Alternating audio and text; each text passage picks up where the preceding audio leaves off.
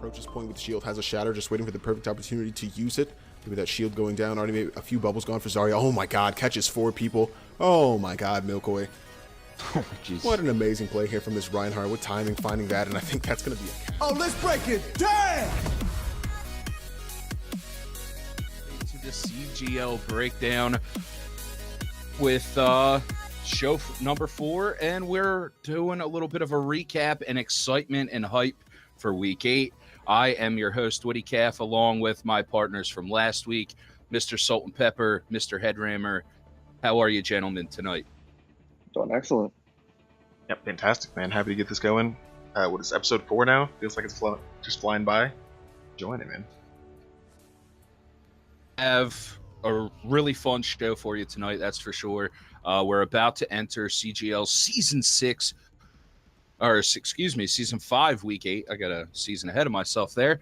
But before we dive into all that Overwatch news, we had the Halloween Terror event start today. I know we've been talking about that for the last couple shows here, but as always with the new event, there's always some, kind of arcade game to go through. But these skins are one of the most hyped things about each event. I think Blizzard did a fantastic job with a majority of these. As you can see, we had Doomfist on the screen first and McCree. Personally, I want to ask you guys, what's your favorite? Which ones you like? Which ones you don't like? I will say that Banshamora is a favorite for the majority of people. I'm in love with Doomfist. I think it looks extremely well. And Pharah's, to me, is a close second. That skin is actually pretty spectacular. So what say you guys? Which ones do you like? Which ones do you don't like? Well, you can't forget the ham and pumpkin. Right about that? Yeah, gotta get those ham and pumpkins. You gotta roll around with pumpkin. I don't play ham that much, but I might with that one. A skin there's where, a couple of these skins that are really solid. Worth playing. Yeah, I like the Pharah one as well. I think that one's pretty cool.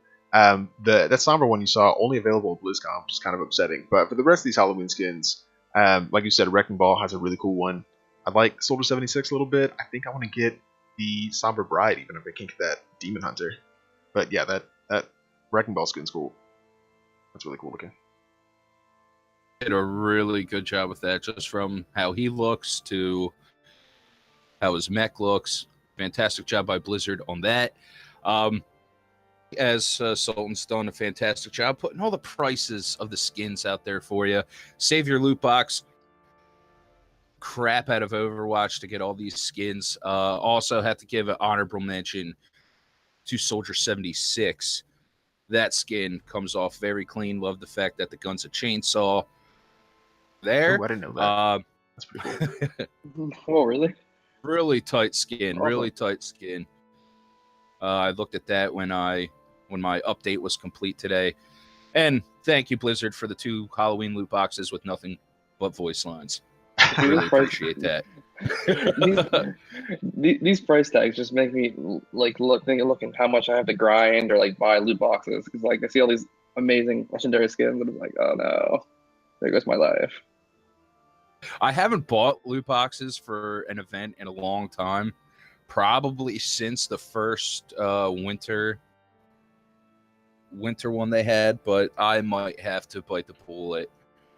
Yeah, the last ones I bought ones for was what's it called? The one that had the anniversary event where it unlocks all of the various options, so you can get loot boxes for all of them. So I bought some then just so I had the most opportunity to get unlocks that I might have missed from other events. But I told myself I wouldn't buy more, but I'm kind of looking at these and I'm starting to doubt my resolve. What I'm realizing is I'm not going to ever play. I'm not going to be able to play enough to earn enough loot boxes to get everything, and I don't have enough credits, right? But man, a lot of cool skins in this event. I wasn't hugely impressed with the ones last year, but these I like a lot. I like the Zen one though. The Zen one's pretty cool. Not for this season, but that skeleton. Zen from last year is in my top 5 of skins in the entire game. Oh, yeah, that's right. Hulu. Cool. That's a sick one right there. And also some news and leaks coming out potentially today about Overwatch League Season 2.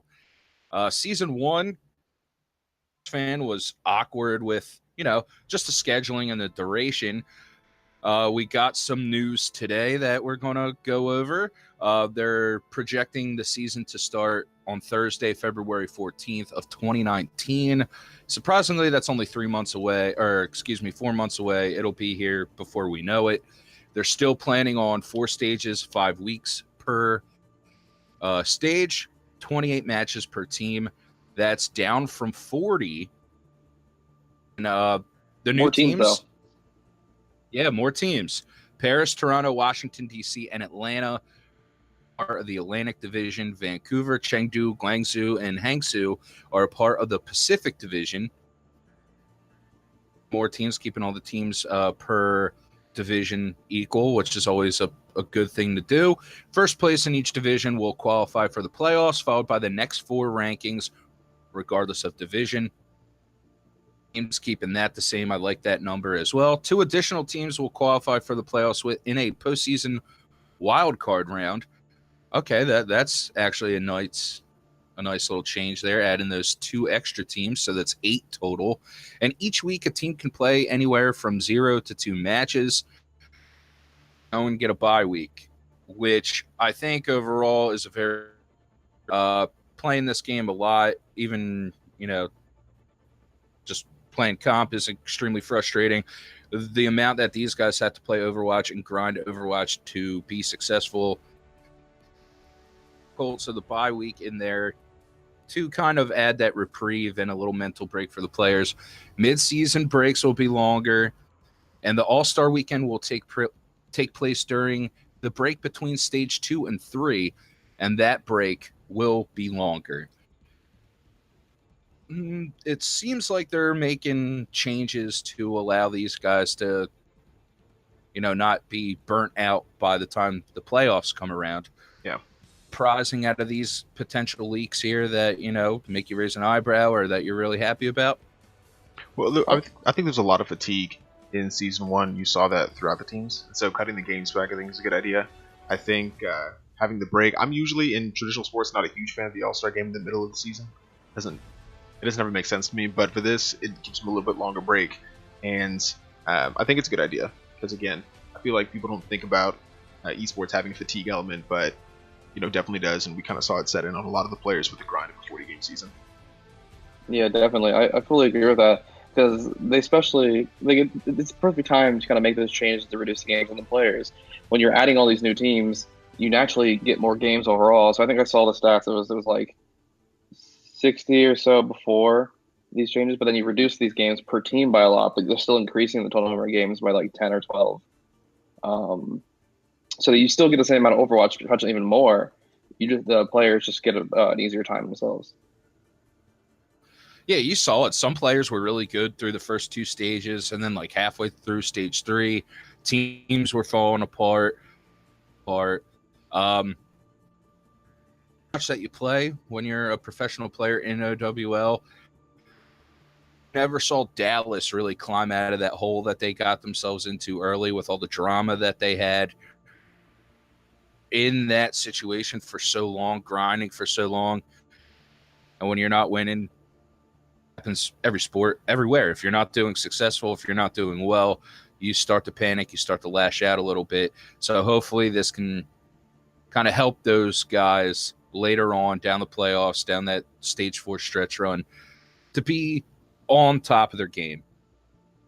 A lot of exciting things coming out for OWL. I'm excited to see these new teams come into play, who they decide to build and field for their roster. OWL Season 2 should be exciting. Fire can defend their title and their championship from Season 1. Move on from the world of Overwatch to the world of CGL. A lot of things coming out on our side. Everyone here should be excited for. We broke the news last week about the change in the color scheme. Everything went from OXC to CGL, and now the news keeps coming and coming. Just a couple things to list off. Currently, we are in the second round of our 1v1 tournament. You have to get those games in by October 10th. on November 3rd, we will be doing our third Extra Life charity stream. That is Saturday, November 3rd, starting at 8 a.m. We will be debuting version of Destiny. We will be doing a Rumble. Stay tuned for, signups and all that information for that. We will also be doing the semifinals of the 1v1 tournament during that charity stream. A big event for us. Trying to grind out all 24 hours both times. Very fun, very good cause. So everyone participate in that. Get out and donate. Any donation you can. It's all to help children dealing with illness, which is, the most important thing we need to worry about. Children are our future, so we need to take care of them. We will, starting out with Overwatch for the CGL as we start our Season 6. Very exciting. So if you are a PS4 player, if you know PS4 players, get them into the Discord. Get them to get with their friends, anyone they liked playing with in comp. Get those teams in. We want to have it structured the same way we have for Xbox. We're talking tiers. We're talking tiers with SR limits. We're talking getting as many teams in as possible so we can field the most action for you. Chase your talent. It's a great way to get your name out there and get the feel of Team Overwatch, because it is far different from comp. If you've never played in a team setting, it is far different than your toxic competitive play. So get all your PS4 friends out there. Stay tuned for more information, but we will be looking to field a full multi-tiered PS4 platform for Overwatch to coincide with the Season 6 of the Xbox Overwatch. Want to throw out there that we will be having more content for you. That is the CGL Happy Hour. It's a new variety show. Skate Action and General No Nips this week. He will have Nips and our very own Headrammer joining them on the program. I assume it's supposed to be like a variety show. You guys are going to play some arcade, shoot the breeze a little bit, talk about all the fun stuff. A nice, lighthearted, some news, some updates, and enjoy a bunch of guys. I love it. It's going to be fun. It's going to be can't miss. It's always good to have some laughs. Out for that, I believe that is going to be Thursday. Is that Thursday, Mr. Headrammer? Yes, it is Thursday this week. I think their goal is to make it on Wednesday for each week, but I believe this week it's for Thursday. I'm told it's going to be a nice, chill, relaxed environment. We're going to play some mystery heroes. I'm apparently supposed to talk about myself a little bit, so that'll be interesting to see what hard-hitting questions they ask me. But I think it should be a nice, cool tribe. Those guys are just the funnest group to hang out with. Yeah, if you haven't watched any of their streams, they're actually incredibly entertaining to listen to, and just kind of give another dimension. So I'm excited about the show, and I think that you guys will enjoy it. A little more laid back, and I'm excited to see what they have. More content. It's more of an opportunity for everyone that's in the Discord, that any viewer that we have, to get to know the people that you're watching, know the people that you're listening to when you watch Overwatch. Well, when you watch CGL Overwatch. So it'll be a nice, relaxed environment. I'm sure I'm going to have to try to get in there sometime. I love shooting the breeze with guys like that. That's going to be good. It's going to be fun. So check that out on Thursday, hopefully moving to Wednesdays. But this week, for the debut show, Thursday night, keep active in the Discord to see what time. And I'm sure that'll be, is that going to be on our main Twitch channel? I think so. Yeah, we're going to work that out for him. Get him on there. For him.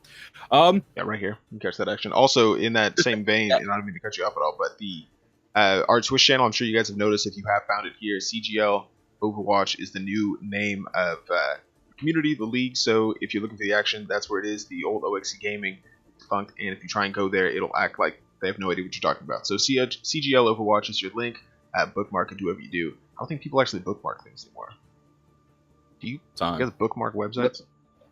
Not okay. So I bookmark websites, and then I never use the bookmark again. Yeah. I think I'll use it, and then I don't, and I'm just using autocomplete, kind of typing what I think it is, and then autocompletes it. Yeah. So don't bookmark. I still have a bookmark from back when you could, when you downloaded torrents on a media fire. I would never do that. We would never do that. I did that a long time ago as a young Statute of lad. limitations have passed. It's all gone now, but I do have the site still bookmarked, and I never go to it. All right, to move on from that, things to wrap up this section before we dive in to the Week 7 action, which is what people are here for. Playoffs will begin on Monday, October 22nd. That means at the end of this week, we will take a 1-week break for the playoff teams to, get practices in, get some strategies going, work out some times with your opponents. That way we can get all these games lined up for the following week, get everything scheduled, get everything streamed, and really start playoff action. Playoffs are always the most exciting time, and that's going to be 3 weeks of fun, exciting stuff. A team in playoff contention, or if you're a team that's out of it, opportunity to chop a team out that maybe beat you week 1, or maybe, this is the week to do it. So go out there, play hard. Are fighting for the playoffs more difficult, but once again, playoffs will be 3 weeks. All end with the championship. And it's about that time to get all that fun Overwatch action in there. And also, we will be having more All-Star games. We've done it with multiple tiers, multiple All-Star games. Last season, we had one All-Star game with a mismatch of players from every tier. This season, I should say, one All-Star game per tier. More information will come out. So stay tuned for that. Or, saving clips that you want to show people to get named to the All-Star team will be to come as we get closer and closer to that. And we start that whole process. For CGL news, now, Week 7, exciting playoff action, or exciting playoff race action, I should say. Into these games now, and let's start with Carpentier Headrammer. It's all yours. Yeah, so start out right here. We had Unacceptable beating Munchies Jr. 2-1. Excuse me. So Munchies came out here on Dorado super strong.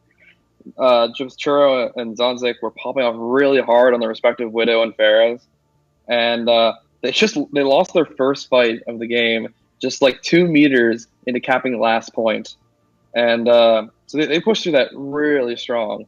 And they had about 5 minutes left to cap third point. However, Unacceptable put together a really good defense, was actually able to hold them there for 5 minutes on third point, just a few meters before it. And then when sides flipped, Unacceptable did nearly the same thing. They took first and second without being stopped. They never lost a fight. And they did end up getting stopped on third point, losing a fight. However, they were able to push through and end up capping third point Dorado with around 3 minutes left. So that map was incredibly attack heavy. There was really no defense on first and second point for either team. So it was really impressive how the aggression, the DPS were able to pretty much just pop off there to carry the teams forward. So that put up Unacceptable up 1 point. Then on King's Row, Munchies nearly full held Unacceptable on the first point. But in probably one of the longest overtime fights I've ever seen on that map, they were able to cap it and keep pushing on. And just Junkrat and Widow were completely wrecking the Ghost composition that they were trying to attack them. So they were just completely laying that damage, getting the huge tires. And Munchies was actually able to stop them just before second point. Then when Munchies attacked, Munchies just completely destroyed first point. There was no first point there. And took it with complete ease, and they were able to push through up to right where they stopped them at second point, and actually completed that map with about 3.5 minutes left. It was actually pretty impressive. So then they were at 1-1. This game got pretty interesting, going all down to Temple of Anubis. So, as with this match has been, Munchies took first point pretty quickly. They had about 5 minutes and 40 seconds to take second point.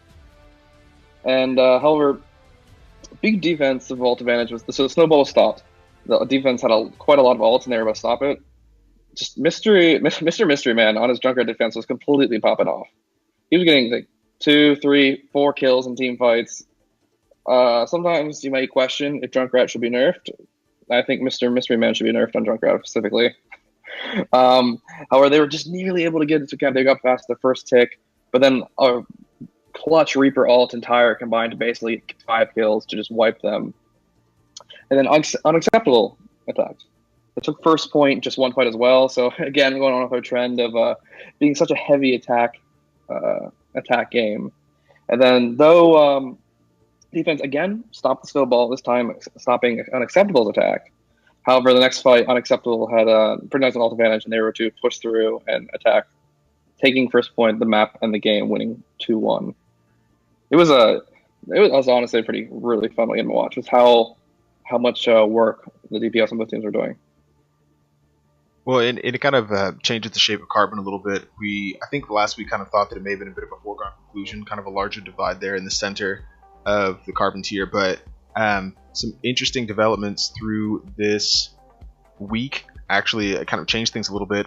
And going into week 8, we actually have some interesting situations, and these actually, I'm looking at them incorrect. Insert team name here is up to 3 and 4, Inselect down to 2 and 5. And that's after the Unacceptable Mounties result. Mounties now kind of in maybe a bit of a tough spot right there on the outside of playoffs. Now, if they get a win this week, they'll be in. And I believe they're playing Unacceptable, if I'm not, or not Unacceptable, Inselect, if I'm not mistaken. So, win and they're in, they'll be fine. Insert team name here, the only one with an outside chance again.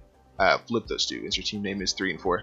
If they're able to get the win over Wasted Potential, which looks pretty daunting, the team that has not lost a game, then they have an outside chance. This does basically look like your playoff picture, but know that there's some interesting playoff kind of projections at stake there after the ITNH win over Resiliency earlier in the week. So Carbon's starting to shape up a little bit. I think Wasted Potential again just coasting to another win, kind of showing that they belong there at the top. Though actually, I say coasting, but Insalot gave them definitely a run. The score was 3-0, but I think in every single one of those games, you break them down, and Insalot was very close. I think that it was just, minor mistakes here and there that Waste Potential did a really good job of capitalizing on, and it ended up kind of tanking that team. So Insalot now playoff hope's gone, and Carbon looks pretty settled. But I think that through the course of the season, you look at teams like Waste Potential and Unacceptable. They've been playing at a really high level, and it's no surprise that they're at the top of the tier. Yeah, definitely. These Carbon games have been honestly really cool to watch, and how some of the teams, honestly, the games are really, really, really fun to watch. The players are amazing to speak to, and I think they're probably one of the friendliest teams.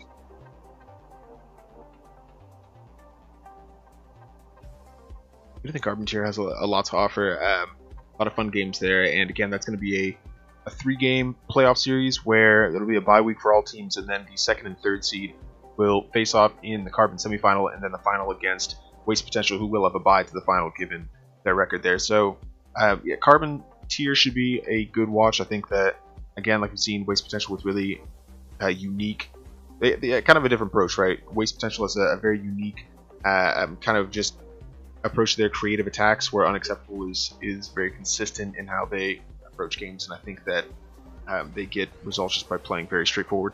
But solid teams regardless. I'm excited for the Carbon tier final, and should be a lot of fun to watch.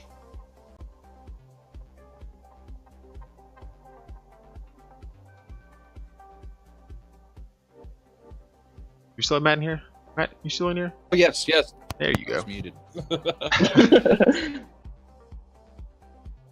Yeah, closing thoughts on Carbon. We're about to move on to Inner Circle and Chaotic from the Challengers here. You set yourself up with 2 important Week 8 matchups. Name here on the verge. Can they have Lady Luck go their way? Need to pull the upset. Munchie Juniors needs to win to stay in. A couple weeks ago, it looked like this was set in stone. Those top 3 teams. I'd like to see come down to Week 8 action. If Munchie Juniors, fate in their hands, they handle their business. They're in. Do that, and let's see if insert team name here could possibly knock off seed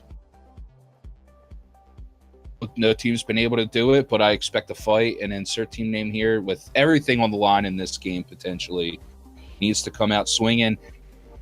If needs to come out looking to make their stamp and try to get into the playoffs.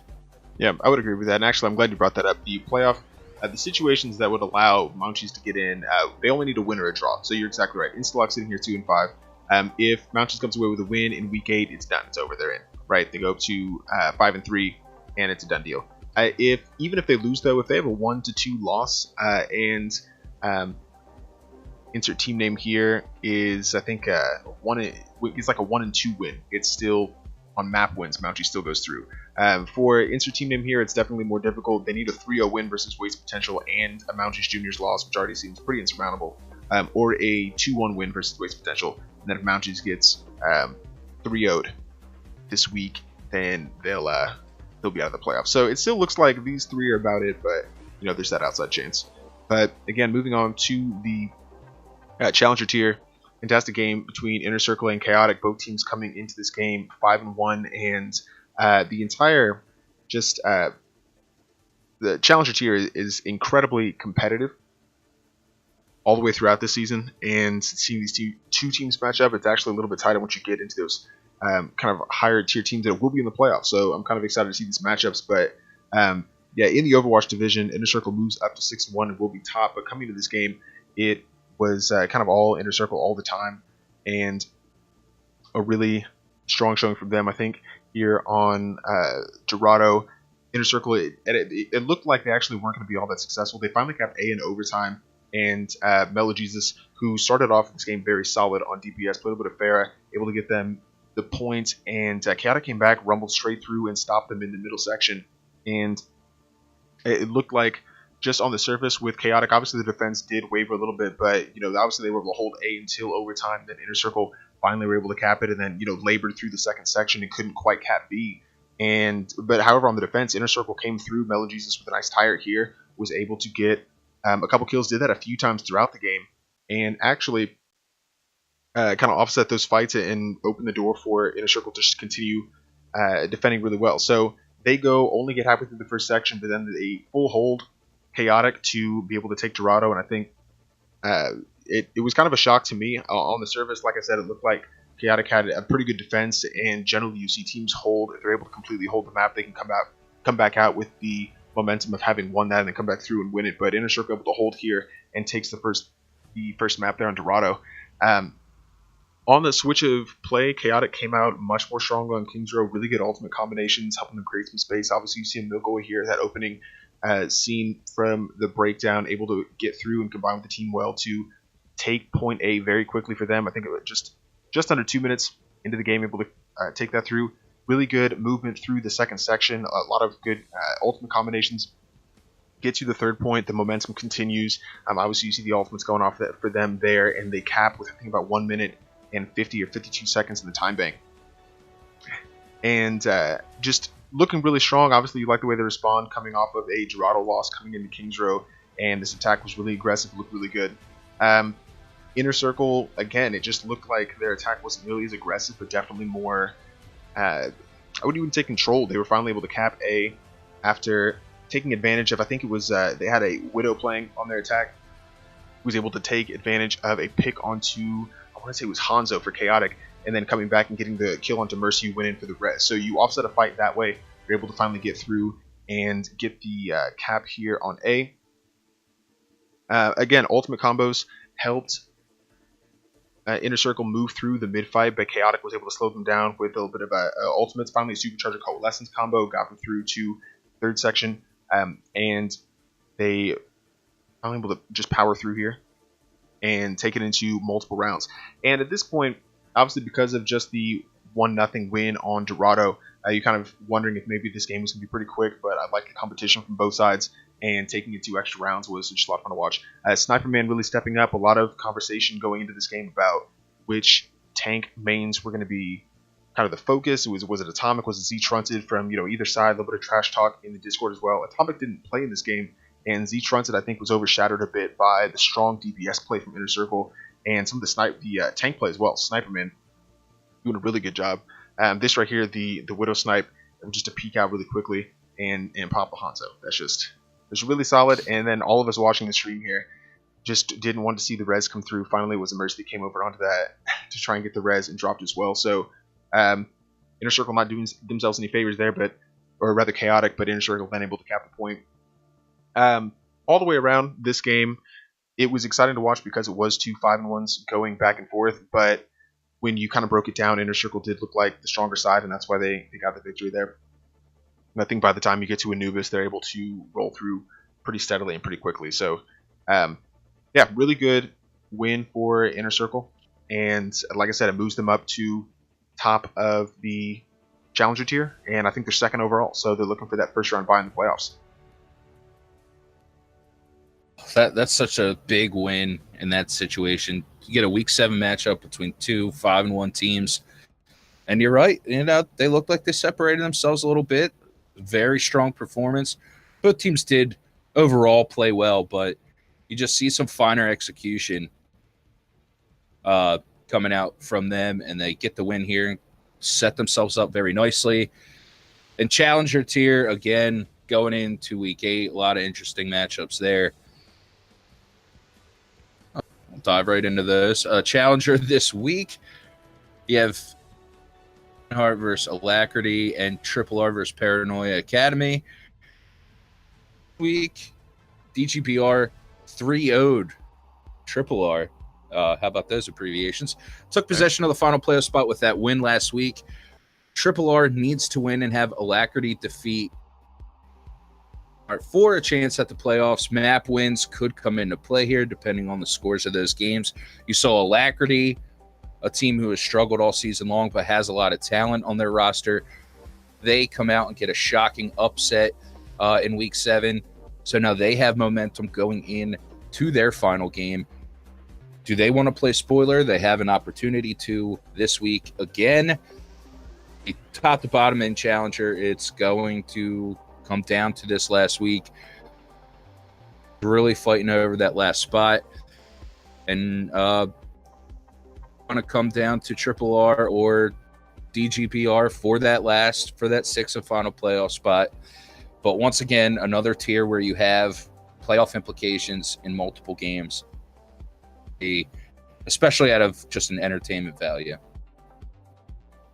Well, yeah, and you're exactly right. The Challenger tier a little bit maybe easier to dissect than some of the other ones we're about to get into here, but just so you guys can see, Alacrity is going up against HBR. I think that game's actually happening concurrently right now. So we'll try and get you those results, but HBR, if it comes down to tiebreakers on map wins and things, they already have the head-to-head victory against Triple R just from Week 7, so putting themselves in a really good position. But that being said, Alacrity beat PCOW, handing them their second loss of the season last week, and it was a 3-0. It wasn't even close. So Alacrity definitely have it in them to take down some of these stronger teams and really can kind of change things up. DGBR up against Alacrity tonight, so we'll try and get you those results should we have them. But all DGBR needs to clinch that 6th playoff spot, a win or a draw tonight against the 2-5 Alacrity. Even with a 2-1 win, they would, and Triple R 3-0s, DGBR have the head-to-head tiebreaker, like I said. Or if Triple R loses, it's over for them. Triple R, on the other hand, if with a 3-0 win over Paranoia, who's 0-6-1, so that may be doable as well. And any DGBR loss, they'll get in 2-1 win versus Paranoia. And if DGBR loses 0-3 against, like I said, possible spoiler Alacrity. So a lot to play for in Challenger, and that's why, like we've been saying all season, guys, map wins so important because you look at the standings now and it starts getting really tight. It's only going to get tighter as we go through the rest of these tiers, and the map wins you slip up in week 2 or 3 can affect you in week 8. So a lot to look at here and a lot of exciting games coming up in this next week. Yeah, definitely. You always got to be playing to get the 3. Even if you're the team that's down 2-0 in a match, getting that final point can be the deciding factor of whether you make it in the playoffs or not. And that's kind of what I liked about that Inner Circle and Chaotic match. Obviously, again, Inner Circle with the 3-0, it wasn't really the same kind of thing, but Chaotic came out and attacked very strongly and actually were able to get the 4th point, which is, I think, a minute on Temple of Anubis. So they rolled back through, and you didn't see any slowing down from that Chaotic side. That's what you expect from somebody there towards the top of the tier. And yeah, even though the game was already lost, they're still coming out aggressively and attacking well. So Really solid game to watch. If you get a chance to watch that back, I believe it was on the main channel. Remember CGL Overwatch. Right over here, you can tab over to the VODs and check out all the past games and find links to other streamers for other games in the Discord. But moving on to the contender tier. So we have from Team Oof and Multiverse.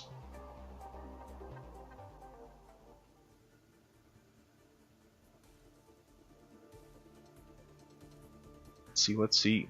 Yeah, another solid game here. Multiverse, a team we've kind of seen in the community for a while now. Team Oof, relatively newcomers, but is still a really fun game. And in round one, Oof was using their ultimates really well. They kind of rotating their DPS between Reaper and Genji. They used Mercy and some dive tanks. I think Multiverse was triple tanking on their defense.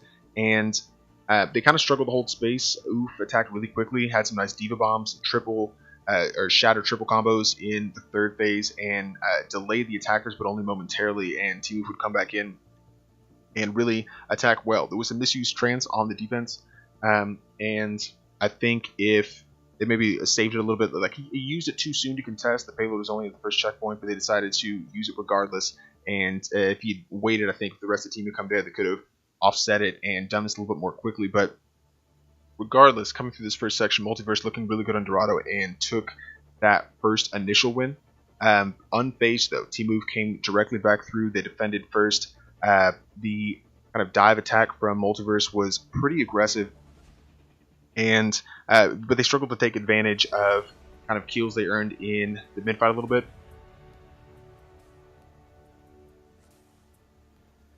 I think through this whole section, it was Multiverse trying to switch back and forth through their. Actually, I think I'm too far behind on Dorado here. Regardless, Oof came back in King's Row and did really well. A little bit stronger, and obviously you see them able to finally wipe the Multiverse team and cap it very quickly. I was impressed by them because obviously having gone down one originally, being able to get that second one. Obviously we talk a lot about teams being able to use a control point in the center of the series to come back because it doesn't require as much coordination and focus. But Team Oof able to use the hybrid map to come back is a little bit difficult. And obviously they came through in the clutch and then carried that momentum onto Anubis, where they were able to, I believe, do it in 4 rounds. So all the way around, Multiverse looked really comfortable and very much in control. And Dorado, really well-timed ultimates, coordination, definitely looked like the stronger side. Like I said, Oof unfazed, responded well, came back on King's Row. They capitalized on mistakes by Multiverse to gain the momentum. On Anubis, Multiverse defending for the second round in a row because they attacked first on King's Row, so they do that defense and then have to come back around and initially defend. I think it just, because of the length of the game, maybe a little bit fatigued, and it just couldn't quite get over the edge there. Team Oof attacked A on their first round and were able to cap B with 6 minutes and 20 seconds on the clock. So, you have that kind of time bank, it can be intimidating, and I think it was difficult for them to get back into the game after that. Obviously, their attack labored. I think they only, finished with maybe a minute and a half or something like that. So, when you're up against such a daunting time bank, it can be tough. But yeah, regardless, not able to hold on long enough to gain the draw, and Team Oof they took the 2-1 win, and technically it come from behind. So now it starts to kind of split up a little bit in contender. I think it starts to look pretty interesting.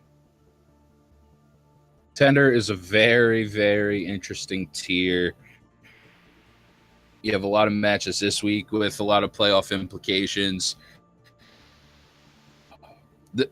This is going to be a fun, just playoff race with all these results in this tier for this week are huge. A contender, you have a few games for both DLG and Munchies. They play each other, and they both have 2 games. A makeup game for week 4 that was postponed due to Hurricane Florence. I know DLG also plays, which has just steamrolled through for the season, undefeated. They are a team, but a team like DLG, they're going to play you tough, and they're fighting for their playoff hopes as well. If they can go 2-0 this week, somehow give Phantom Thieves their season going into the playoffs, potentially no one wants to play. Huge deal. They got to be fighting and trying to get in. 2 big games for them. Munchies also has the possibility of getting into the playoffs if they win both their matchups this week. Excalibur versus Prothrow, Panthea Leo versus the Boosting Company. All these, I know the Boosting Company is in there slotted right now. In the Horizon division, that's your automatic playoff spot. If you don't want to risk whatever might happen, that game is going to cement their spot. And I know, speaking of the Boosting Company, before we dive back into Contender, I know of their match against Excalibur this week. We could see how they move themselves into that match next week for first place in the division. Take you to Dorado to start off. First round, the Boosting Company on attack. You're at the last checkpoint. It's in overtime. They have a 2-person advantage already. Reinhardt gets a nice kill on the Roadhog and then follows that up with a fire strike to May. Boosting Company caps the point. They're up 3-0. Then you go to round 2, Excalibur's attack. Last point, 2:30 left. Excalibur has the advantage. They're up 3 people. Really comes down to this Lucio right here. He point goes to drop sound barrier. He gets picked. Zarya with the clutch pick. That ends the round. BC only gets about meters. So round 4, Excalibur needs 81 meters to win the map and start this matchup 1-0. There's a Grav Coalescence comes out. The opposing Coalescence from the Boosting Company comes out as well. Riptire cleans up. He's picked by Zarya. Excalibur wins that map. Big pick by Zarya on Dorado in round 2 and round 4 to help seal the win for Excalibur. It's out up 1-0. Then goes over to King's Row. Excalibur is on attack first. You're at point 3. You're getting ready to cap the point. You're in overtime. Ryan and Junk start the fight. Anna heals are on point. Attack Visor comes out from Soldier 76, gets 3 kills, cleans up with Reinhardt and Junkrat, round complete 3-0. Great start for Excalibur. They have all the momentum right now, just looking to play defense. On their attack, ends up completing the map as well. They completed the map with time left because obviously, as you see now, Excalibur capped the point in overtime. So this being a hybrid map, all the Boosting Company needs is to get 33% on. They do that with a hammer down, a Grav, 4 picks, and a Widow stagger onto the point. They go down as well. The Boosting Company wins King's Row 4-3. Fantastic effort here. Really like the strategy of the ult usage. Initiate with the hammer down, and then you clean up with the Grav to get all those bodies that were behind the Orisa shield. And focus fire. They get the stagger picks. They win King's Row. Send this to Temple of Anubis, tied up at 1. Temple of Anubis, as we will get there shortly. TBC, the Boosting Company, on attack first. They cap point 1. They get on 2.2, aka point B. There's a Graviton Barrage that gets 3. Death Blossom comes out later in the fight, kills 2. May touches the point, but it's too late. The Boosting Company gets both points on Temple of Anubis. For round 2, they are on attack, and there's 4:43 left in the time bank. They cap point 1 as well, and you get to point B. They need it. There's 19 seconds left. Time for one more fight. Both teams have 3 ults. Come down to who uses these better than the other team. A Death Blossom comes out as the Reaper was playing high ground, drops down. He gets a couple, but really damages and slows up the Diva. Whole Hog comes out to prevent Excalibur from touching the point. TBC holds. They get the win. They only had 19 seconds left, but they really don't start engaging till there's 4 seconds left. They couldn't body onto the point, and the Boosting Company utilizes the ults well. They end up getting a hard-fought 2-1 win over Excalibur. Excalibur played them very tough, but you saw just down the stretch, able to make the most out of their ultimates and get a big victory, setting themselves up division matchup this week. Contender with a couple spots open, that especially that last spot, just waiting for a couple teams to either get the map points necessary or get the win or two that are necessary. This rival challenger, really all these tiers all have playoff implications in these games. Contender is going to be fun to watch. She is able to put a little chink in the armor of Phantom Thieves. That'll be a fun game to watch. And let's see, Munchies or DLG, both of these teams have a chance. Dad and the Lads has a chance. If they get a win, they're looking pretty for the playoffs as well. Grabs here, the team that wants that playoff spot the most is going to come out and get it. Good matchups all throughout Carbon Tier to end the regular season. In particular, should look very exciting for this week. Yeah, could not agree more. Obviously, there's so many teams that are sitting here 4-3, 3-4, right in the mix. Prothrow, even a team 3-4 with 11 map points, though.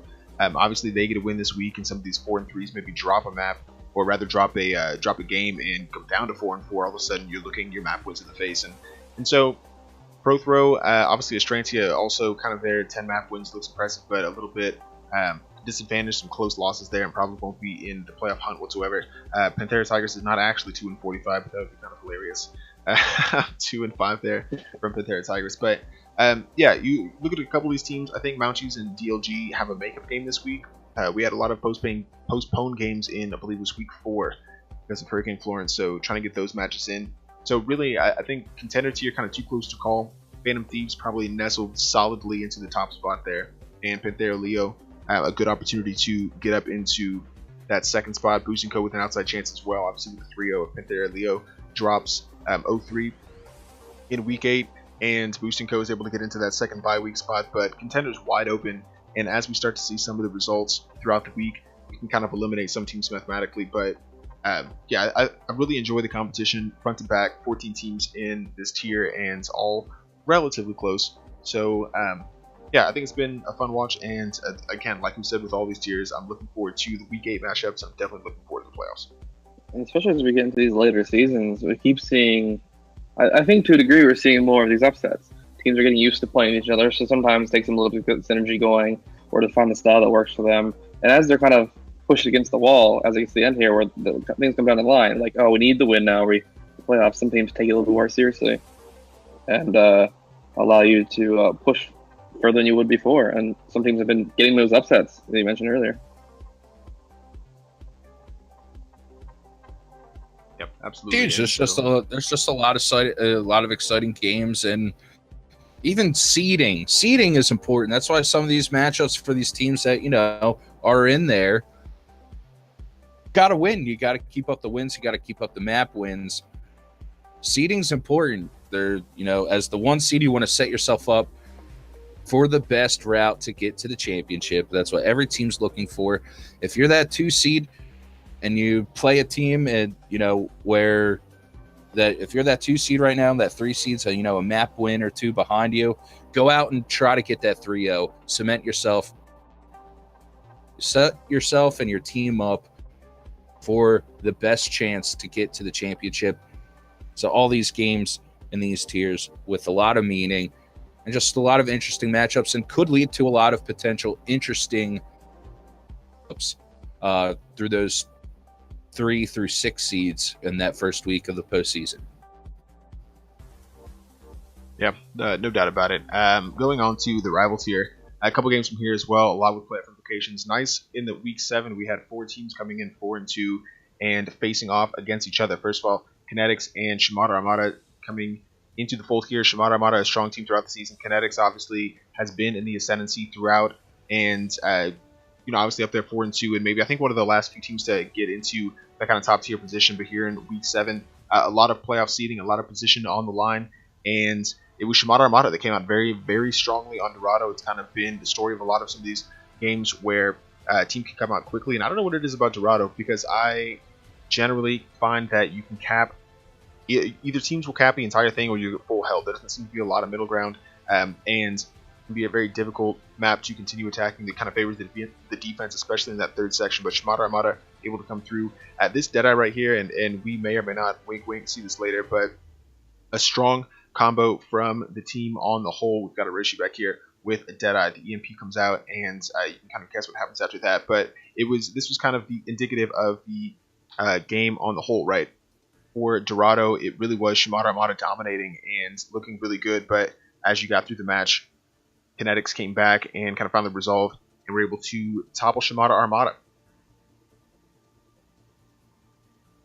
Yeah, definitely.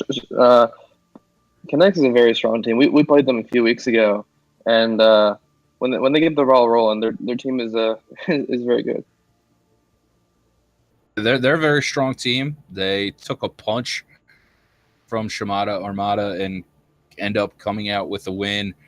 I know they were top in the rival tier a couple weeks ago. They kind of fell down after a couple tough losses. A very good team. So for Kinetics to come out and get that win, get that 2-1 win, kind of balance himself and reestablish himself as a team to really look out for going into the postseason. Well, and again, just throughout the game, it was we kind of saw Mata pop off a little bit. I believe it was on Rialto's. That was I think 6 map, if I'm not mistaken. I might be wrong, but regardless, we saw Mata really kind of take control on Genji. He was playing tank a little bit and couldn't kind of get it going for Shimada Armada. But on the other side, the DPS from Awful Reflexes and Neon Blue Rain, combined with Dizzy Whitelaw, who we saw on Oasis last week, nullify a Genji Blade with a pin, did it again in this game. So back-to-back, just hype level performance from those tanks, and I think I've kind of been high on Dizzy Whitelaw throughout this season. I enjoy watching him play, and I think he's a solid tank player. But it was the combination all the way around. You see Awful Reflexes and Neon Blue Rain, like I said, combining there with a couple ultimates just to wipe Shimada Armada, and they kind of came to life in this second game. So definitely a well-earned win for Kinetics, and this game was, again, it was fun to watch. I think that it really wasn't a blowout. Shimada Armada made some effective changes. They brought in the only girl in the second map here, and I believe it was Luck Taco Trunk coming in as well. Obviously, this section here looking pretty solid, but also some unlucky plays. Obviously, the translocation directly into a shatter, not great for your Sombra trying to EMP.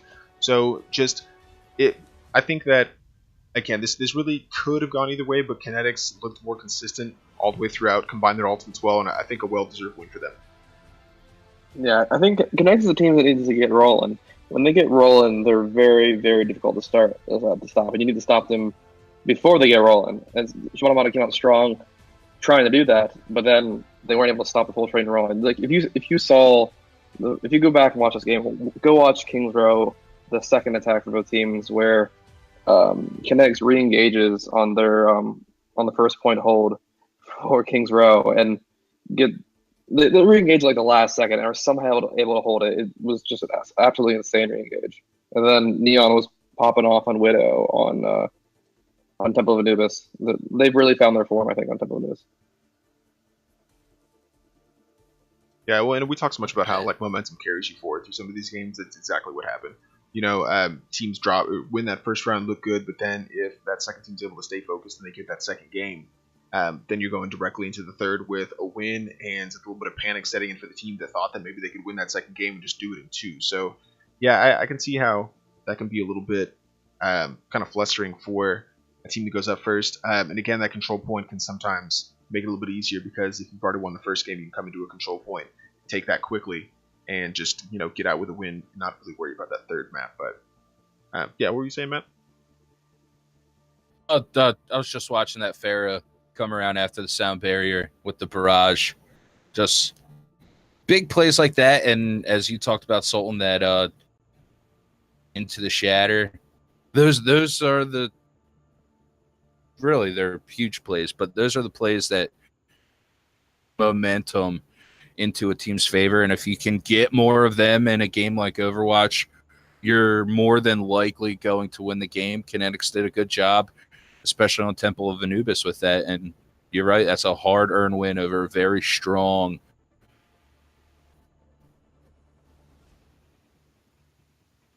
I definitely agree with that. Going to the rival standings, obviously, games as well. And we'll look at the other side of that coin of those 4-team matchups in here in just a second. But rival really starting to shape up as well. Obviously, our EU division little bit dwindled. So Fallen Apollo will be able to play their game, and we'll have actually 6 entrants to the NA rival division. And I think that's going to open up a little bit. You see 4 teams here at, I believe it's 4 and 3, and 4 or 5, and it just makes the playoff race all that more exciting. I think Communism and Mythical right there, possibly maybe looking for that 6th spot. So I think that'll make Week 8 should be pretty exciting from the rivals here as well, and looking forward to those matchups. Teams, Kinetics, Trash Cans, if they all get wins, they're seed. Yeah, Just get the bye. So that's big. That's big. You're on Trash Cans. You guys have a big game this week. Should it with Contender. It's about the seeding. If you have that opportunity, go get it. Yeah, definitely. We're right now. This tier is super close, especially the top of it. Right now, Kinetics and us are tying in both wins, losses, and map wins. So we're really pushing really hard this week to get to 3-0, and I'm sure they are too. We have a little bit of a back and forth with each other. I think I'm pretty good friends with DPS inside of Kinetics, and it's kind of a little bit of a rivalry now. Who will get the first seed? Sure, hope it's us. Yeah.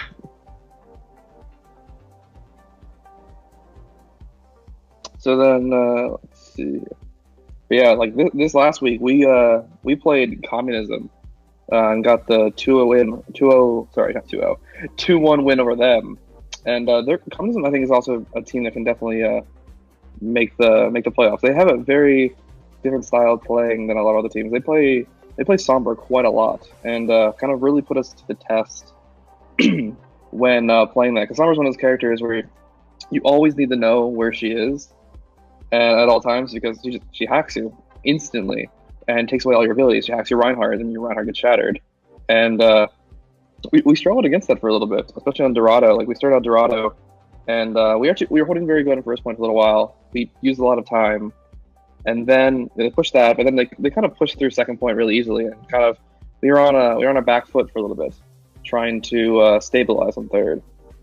And we kind of put forward a little bit of a kind of a clutch play between a few members of our team, where it was similar to the unacceptable game, where at like 2 meters we were just about to push out, and then both our supports got shattered, and but our Zarya was able to get a grab, had 6 people in it. She died, but our Genji was able to go out and blade and team wipe them, which barely saved them from capping, and that was with 16 seconds left. And then as we went to do our own attack, we struggled on first point for a bit. The Sombras are very annoying to play against. It's like, I'm going to keep saying it, because it's so true. They play around their EMPs and hacks so well as a team. You can tell they have a plan going into everything they're doing, and they're a very organized team. We were able to eke out the win on that one, thankfully, because we stopped them, so we didn't have to attack that second time. Going to King's Row, then, we kind of had a little bit more momentum going into it, and we were able to carry that into the win on that map. Then Temple of Anubis, we were actually doing really, really good on our Temple of Anubis defense. We were at first point. We almost first point held them, and we had 5 ultimates, and they were going to the last fight. They got us though. We demaxed their diva, and she threw her bomb, and her bomb killed both of our tanks. And at that point, the fight was lost. They had their entire team there, and we lost both main tanks. Not both main tanks, but our main tank and off tank, and we ended up losing that map too. I think part of it a little bit due to maybe not taking it as seriously as we could have, because we could have won. We had those you get in the face like, okay, you're won, the pressure's a little bit off, but you need to keep that you need to keep that momentum going into the time and take it seriously. I talked about it earlier, map wins matter, and because of that one, we are now having contention for that first seed. We're not actually the first seed, so we probably should have took that one a little bit more seriously. With that kind of though, I think they can definitely make it in the playoffs. They're a very good team, and I would definitely have to prepare hard for them going out again. And it just keeps this tier so close. The rival tier is so close. Anybody can make it in. Rival tier is probably the tightest that we've ever seen. I really do like, obviously, how all the tiers have filled out this season, and week 7 we kind of got a treat with all those 4-2 teams facing off, and has really made kind of the last bit of season pretty interesting for the rivals here. Yeah, definitely. It's gonna be it's gonna be a battle for this first seed. And I'm determined to win. Well, yeah, and Trashcan's now going up 2-1, and obviously we've been able to feature them a little bit on the breakdown, and it's been really solid coordination from your side, Bramer. I mean, Trashcans are looking good. I think nobody is surprised by seeing them there at the top of Rival, and it's been a pretty comprehensive season. Yeah, definitely. We struggled a bit in the beginning until we got our form, but I think we figured it out. And then going into our champions here, we can't forget to talk about that one. Too true. Okay, just one last look here. This is how the rest of Rival shakes out. Like we said, these odd results. Communism dropping pretty far again, just on map wins, and hoping to kind of get back into it, but a bit of a hill to climb with a lot of those 4-3 teams with 10 or 11. So a lot of games to watch in Rival. But yeah, you're exactly right. Got some exciting results from the champions here. Pink Sox with their third straight win after coming into the league, and this team every single week has just been really, really fun to watch. Yeah, definitely. They came in this week playing the Bogarts, who were struggling for the season themselves, but kind of Pink Sox came out. They came out very strong on Dorado. So Bogarts was actually able to take a pretty fast 0.1, kind of making Pink Sox have to stabilize, and they only really stabilized right before second point. However, Bougie's stats, he was consistently hitting his shots on Hanzo. He was popping off and really helped them to stabilize on that second point. As honestly, the tank line of Sox was looking really, really strong as well. And once they stabilized on that second point, the rest of the attack round of Bogarts, they never lost the fight again. They actually were able to hold them before that second point, which is such a critical one, especially as you've seen all these games before we featured this week, as them get really close to that third point. To be able to stop somebody before they even capture second is big. Then it was Pink Sox time to attack. They also attacked pretty much with ease, because apparently first point Dorado doesn't matter any much. It's all about second and third point Dorado. They were able to do it pretty well, again, off of the back of Stats Widow. And one thing I've noticed with Pink Sox is their tanks push up really far. They're really good at making space for them.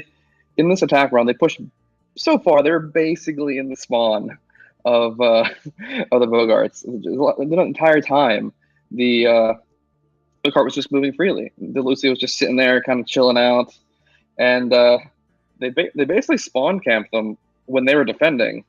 Pretty much make it so they didn't lose an entire fight, and that allowed them pretty easily win Dorado. So the Pink Sox coming out super strong on Dorado, putting them up 1-0. And then going to the King's Row, Pink Sox defended first. Bougie's Widow, again, getting great picks on the first defense to start out with. However, they lost to Mercy like super early. That allowed the offense to push forward and take the point pretty quickly. And one thing I like about watching Pink Sox play is they do some really interesting strats. Yeah, they do. They like to throw. They're kind of like what I want to call, or I'm going to nickname, like the top 500 meme team. Like if this is a comp you ever want to run in a competitive environment, and you think people are gonna like be able to flame you for running a natural comp, Pink Sox will run it. So like immediately after they lost that point, they switched to the Bastion. Sorry, not Bastion. Bogart switched to the Bastion to kind of like counter what Bogarts are running. Sorry, what Pink Sox are. I'm getting my teams mixed up. And they were able to Sox were able to shut down the Bastion pretty hard. They realized the threat and pretty much just ulted the Bastion to death. He got grabbed, he got valked, he got everything.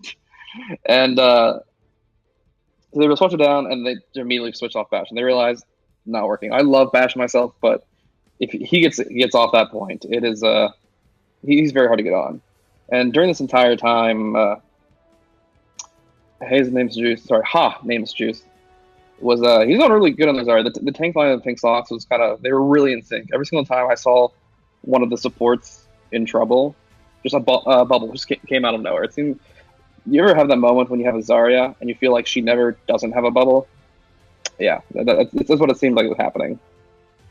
And then they were able to hold them. They were able to hold them, and they were able to let them cap it. and then it went forward. However, when Pink Sox were attacking, they were just throwing. They took an easy first point again. First points don't exist in this game. It's just first points. We ignore them. It's just a brief moment. Always goes past. And again, they pushed up aggressively. However, this time they kind of got shut down. And the aggression was punished. However, they were able to win, but then they pushed up the enemy spawn, make space for that cart. But with all that space they made through that entire time, they kept second point. However, then Bogarts they were pushing off for a little bit, but Bogarts kind of made a little bit of a mistake. They pushed up too aggressively, and you can push up aggressively on attack more than you can defense. Because if you push up too aggressively on defense, you get killed, and then the attackers get so much free space to push it up. So they pushed too far. They got aggressive and got staggered, and they were pretty hardly punished for it. That allowed them to snowball and pretty hard win the point for Pink Sox. Now going to Temple. Temple was an interesting map. This was the very definition of kind of a meme map for Pink Sox. Their very first start defense was a Widow Torb. It was a Widow Torb defense. It's very it's not usually the most common defenses you see on Temple of Olympus. And they did win a few fights with that actually. Torb getting his Molten Core, 1v1ing a Widow, winning. I'm pretty sure actually Torb got play of the game. However, they did lose the fight when they had about 6 ultimates. I think there were some picks that kind of did them in. They weren't able to come back for it, though. I think they might have been able to re-engage, but chose not to not get snowballed. And Stats was able to stop the initial snowball. Well, he was on top of the enemy spawn, so like the enemy team thought he had reset or had died, but Stats was on his Widow on top of the enemy spawn and got 2 picks. Some places like, if I had to expect where a Widow was, I would not expect it to be on top of my spawn after we just wiped their team. And so that actually was able to shut down the snowball to start. And going back to the memes again, very next fight, I'm pretty sure I saw a Torb hammer kill into a Grav. And that happened more than once.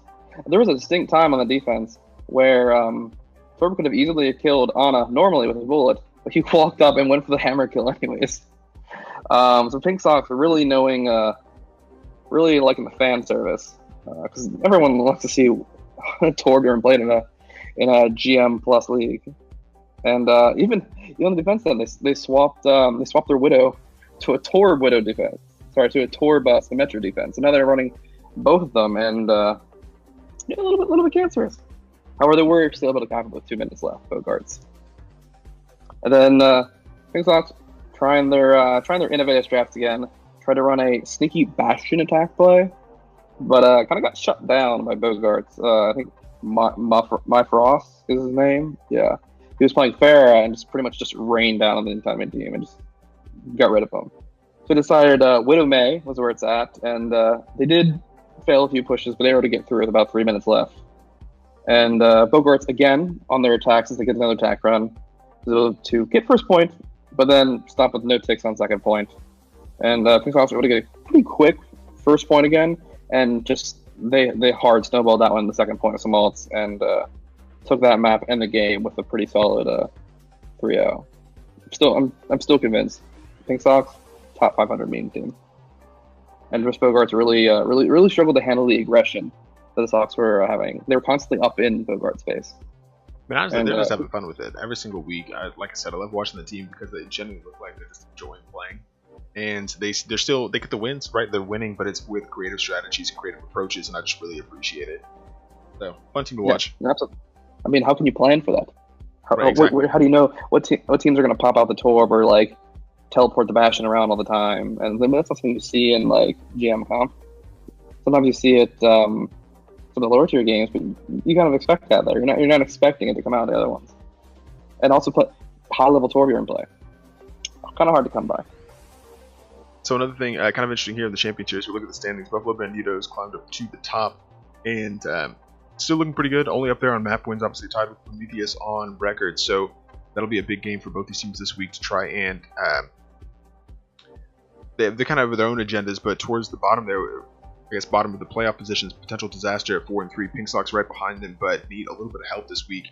But definitely with an outside chance to get into the playoffs, Potential Disaster definitely have an easier route. Just a win or a draw versus the Bogarts there at the bottom will give them their ticket to the playoffs. Even a loss versus the Bogarts and a Pink Sox loses to Prometheus, then they'll be in as well. But Pink Sox need a win or a draw against Prometheus and a Potential Disaster loss. So obviously they've done everything they can coming into the league and just winning every single game. Obviously they handed both Buffalo Banditos and Prometheus their first losses. So I think, they maybe came to the season a little bit, maybe like a week earlier, and we could be having a completely different conversation because this team has been playing really well. And again, they get their win this week, and Potential Disaster maybe slips up a little bit. It could be, a different champion tier playoff picture. But obviously, again, Potential Disaster with the 3-map point buffer definitely look like they're going to be in pole position to take that third spot and face off against Prometheus or Buffalo Banditos in the semifinals of the champion tier playoff. It's just crazy to me that Pink Sox coming in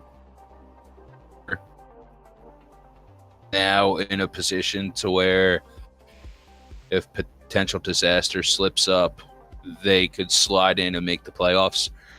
Seasons ago with Danny DeVito doing that, came in after week 3 and, played well, had a couple things go their way. They make the playoffs. If Pink Sox gets in, no disrespect to any of the champion teams because they're all fantastic, especially the 2 at the top. That's for sure. But this Pink Sox team is very, very dangerous. I would not want to play them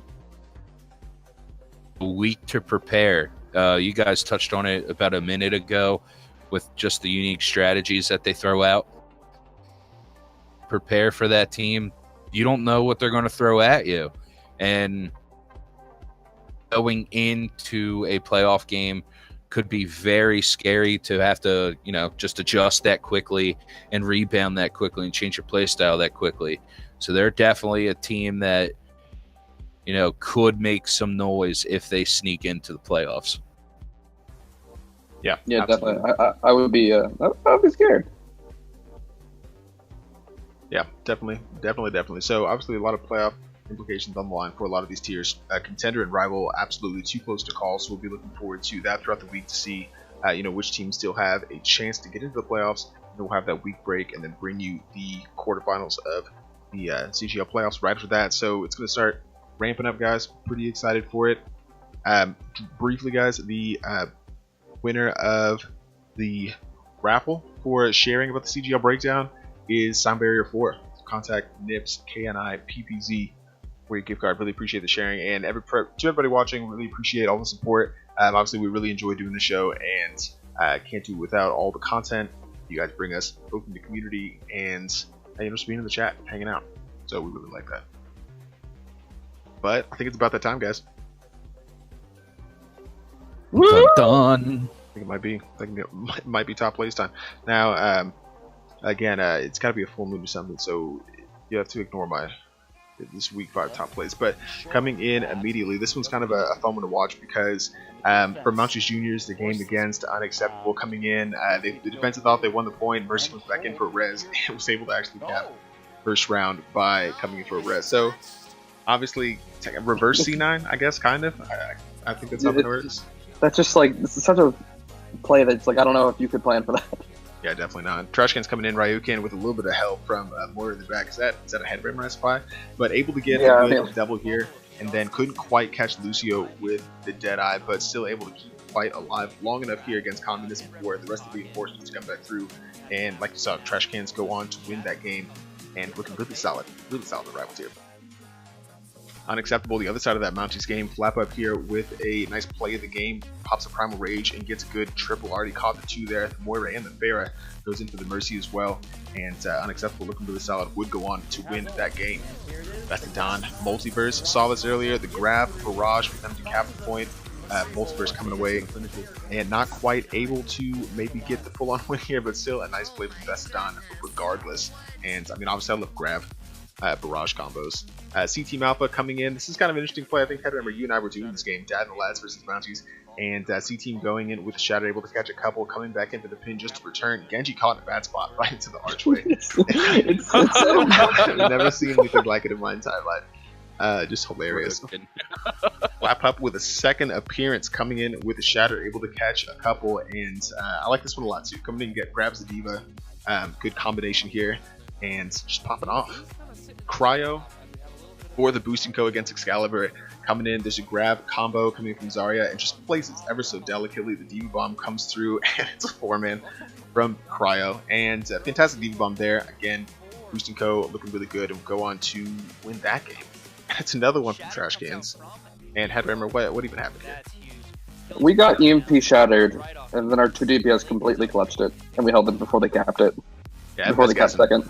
Ryukin popping off. Evan Vasquez with, I think, an ultimate triple. Ryukin with an ultimate double there, and they'll end up going on to hold that.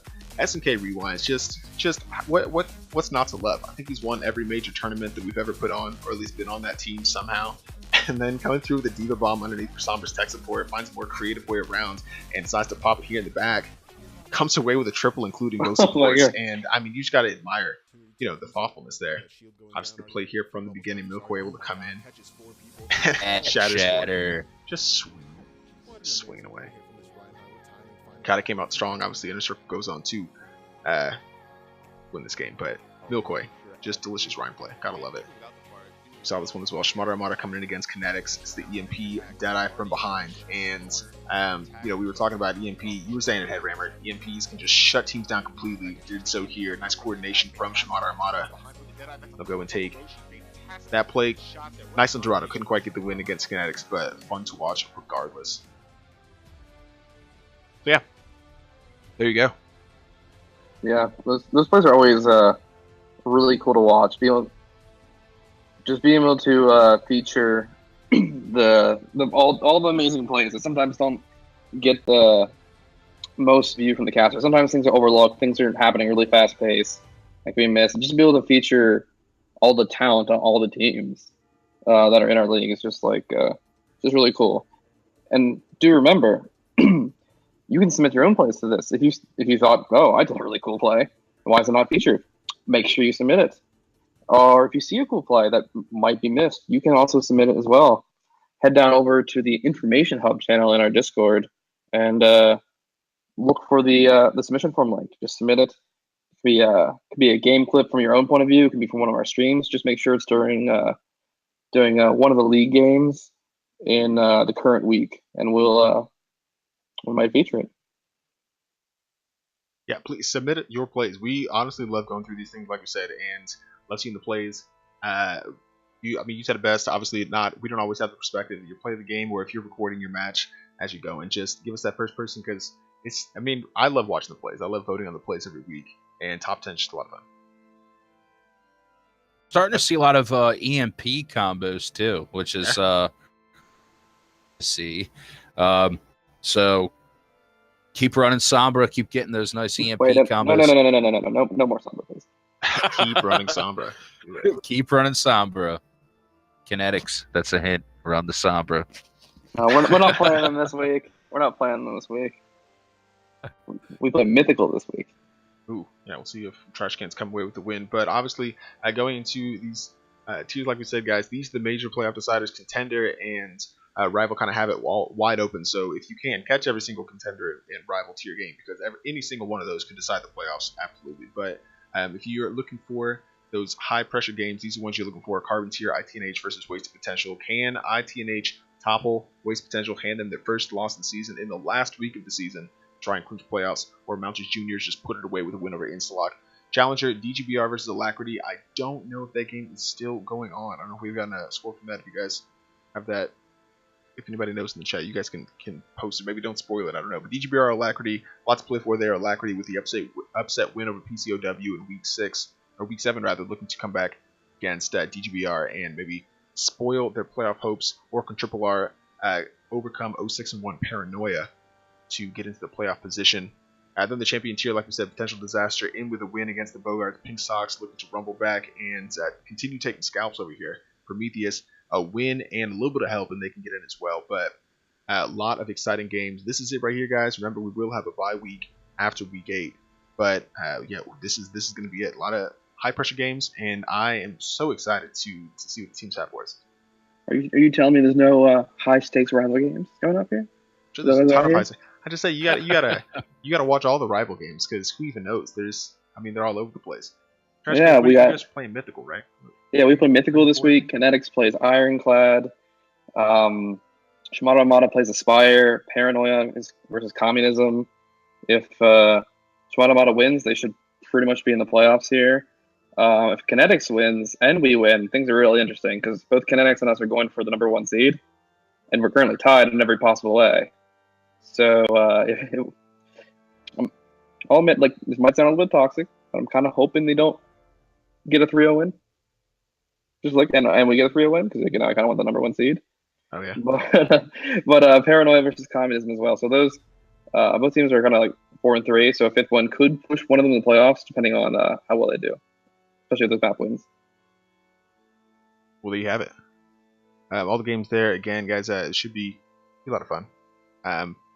And again, see, if I'd have listed all those games that I ran with, but the box isn't big enough, I wouldn't do.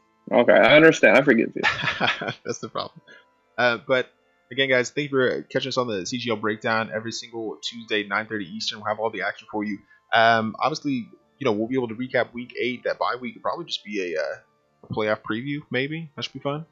So maybe what we can expect, maybe some season highlights. We'll see. Should be a lot of good stuff out there, but I think that'll just about do for us. Yeah, Matt, do you want to sign us off? For Salt and Pepper, for Mr. Headrammer, I am Woody Calf. We will see you back next week, recapping Week 8 and hyping up the playoffs. Thank you for listening and watching with us for CGL Breakdown. We'll see you next week. Have a good night. Wow.